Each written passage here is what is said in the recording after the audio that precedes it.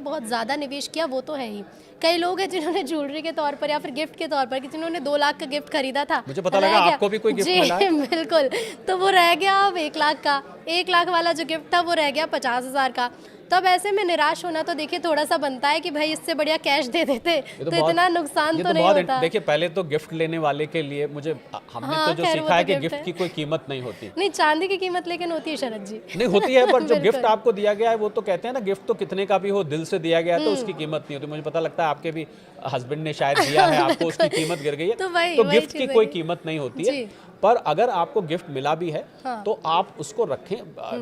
Gift मिला या आपने वैसे लिया, ये जो पहला सवाल था उसी में आ जाती है। लेकिन वही चीज है ना शरद जी की लोग अब डिमांड भी कर रहे थे कि वो चीजें दो। जैसे अब मीम भी काफी चल रहे हैं, अगर आपने देखे होंगे कि सोशल मीडिया पर चल रहा है कि बेटा 10,000 के जूते मत खरीदो, चांदी का सिक्का खरीद लो, है ना, क्योंकि उसकी कीमतें बढ़ेंगी। नहीं, वो अभी आप उससे हटिए मत, अभी भी आप जूते की जगह सिक्का ले सकते हैं जी। पर सवाल ये है कि इसको सबसे बड़ी गलती क्या हो रही है कि बार बार लोग रेट चेक करें। देखिए हम फाइनेंस में एक कॉन्सेप्ट होता है रियल लॉस और नोशनल लॉस। आपने अगर 1,80,000 का सोना 10 ग्राम खरीदा, आज वो 1,40,000 का है, आपने अभी बेचा तो नहीं ना, तो आपका जो लॉस है उसको हम नोशनल लॉस कहते हैं। मतलब जब तक आप उसको बेच के लॉस बुक नहीं करेंगे वो लॉस नहीं है, नोशनल लॉस है।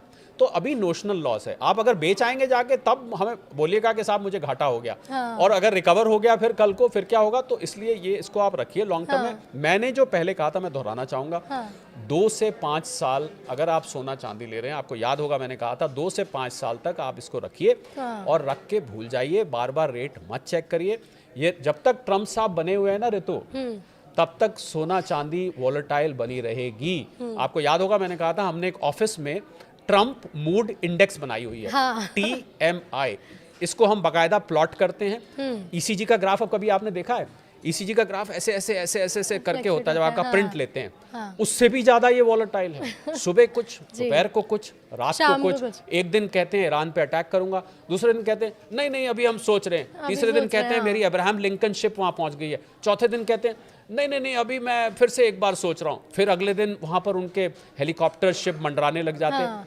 कुछ पता नहीं है ट्रम्प साहब का मूड, और शेयर मार्केट हो चाहे गोल्ड सिल्वर की मार्केट हो, मुझे लगता है ट्रम्प साहब के मूड के साथ ये ऊपर नीचे जा रही है। तो इसलिए बिल्कुल चिंता करने की बात, जब तक बने हुए हैं ये लॉन्ग टर्म में इसका ट्रेंड अभी भी बुलिश है। सोना ऋतु ज्यादा धरती पर है नहीं, जो कमोडिटी है ही नहीं वो इतनी कैसे गिर सकती है।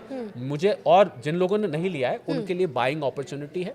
थोड़ा करके आप इसको इंस्टॉलमेंट्स में लेते रहिए, इकट्ठा करते जाइए। 2 साल 5 साल बाद फिर मैं आपसे मिलूंगा, वैसे तो जल्दी भी मिल सकता हूँ, तब आपसे पूछूंगा कि अब कितना रेट है। बिल्कुल शरद जी, लेकिन एक आखिरी सवाल जिसे एडवाइस के रूप में मैं जानना चाहूंगी, क्योंकि पिछली बार आपने हमारे दर्शकों को जो जो बताया वो अनुमान लगभग सही साबित हुए, हमारे दर्शक भी ये कहते हैं।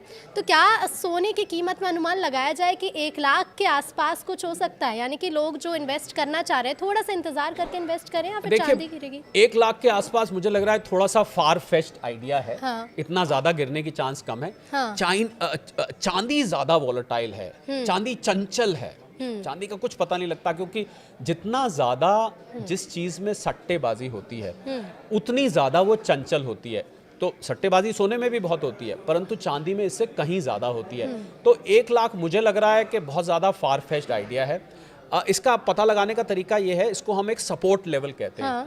अगर ये एक कीमत पे आके उसके आसपास घूमने लग जाए, जैसे अभी 4600 और $4650 के बीच में घूम रहा है, ये 1,40,000 के आसपास घूम रहा है। अगर कुछ दिन यहाँ टिक, इसको पता लगाने का तरीका ये होता है, अगर कुछ दिन यहाँ टिक जाता है, टिक जाने का मतलब होता है कि ये इसकी इंट्रिंसिक स्ट्रेंथ या सपोर्ट लेवल बन चुका है। तो आप इस पे नजर रखिए, हो सकता है 1,30,000 तक आ जाए, उस पे नजर रखिए। जहां पर आके ये टिक गया, यानी कि जहां पर थोड़े से स्टेबल हो रहा है, स्टेबल हो गया, वहां से बाइंग फिर बनती है, वहां से फिर बाइंग बनती है। तो आप बाइंग कर सकते हैं, परंतु अपने इन्वेस्टमेंट एडवाइजर, अपने वित्तीय सलाहकार से सलाह लेके करिए, क्योंकि इन्वेस्टमेंट की सलाह बहुत व्यक्तिगत सलाह होती है, बहुत सारी चीजें देखी जाती हैं। हम और ऋतु जो डिस्कस कर रहे हैं वो मात्र एक एनालिसिस है, एक विश्लेषण।